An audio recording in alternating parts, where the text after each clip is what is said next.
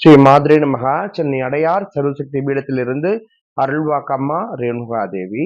பல அன்பர்கள் நான் உடல்நிலை குறைவா இருக்கேன் அப்படின்னு சொல்லி பதிவு போட்டிருந்தேன் ஒரு பதிவு.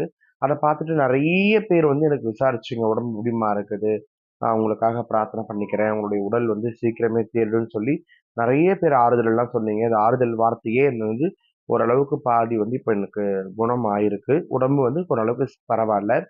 இந்த பதிவு எதுக்கு அப்படின்னு பார்த்தீங்கன்னா, வரக்கூடிய 12ஆம் தேதி, மே 12ஆம் தேதி நம்முடைய விசேஷமான சித்திரை மாதம் பௌர்ணமி திருநாள் விழா நடைபெற உள்ளது. இந்த சித்ரா பௌர்ணமியை முன்னிட்டு வருகின்ற 12ஆம் தேதி மே மாதம் திங்கட்கிழமை காலை 11 மணிக்கு நம்ம ஆலயத்தில் இருக்கக்கூடிய மகா மாரியம்மனுக்கு சீர்கஞ்சி வார்த்தல் விழாவும், மாலை 6 மணிக்கு மதுர வீரன் சுவாமிக்கு சிறப்பு பூஜை விடுதலும் நடைபெறுகிறது. அன்னையை சிறப்பான அலங்காரத்துல ஊஞ்சல்ல அமர வைத்தலும் நிகழ்வும் நடக்க போகுது. இந்த பூஜைக்கு எல்லா அன்பர்களும் கண்டிப்பா கலந்துக்கணும். பௌர்ணமி தோறும் அக்ஷரப்பாக்கத்துல நம்ம அருள் வாக்கு சொல்லியிருந்தோம். இந்த பௌர்ணமி அந்த அருள் வாக்கு கிடையாது.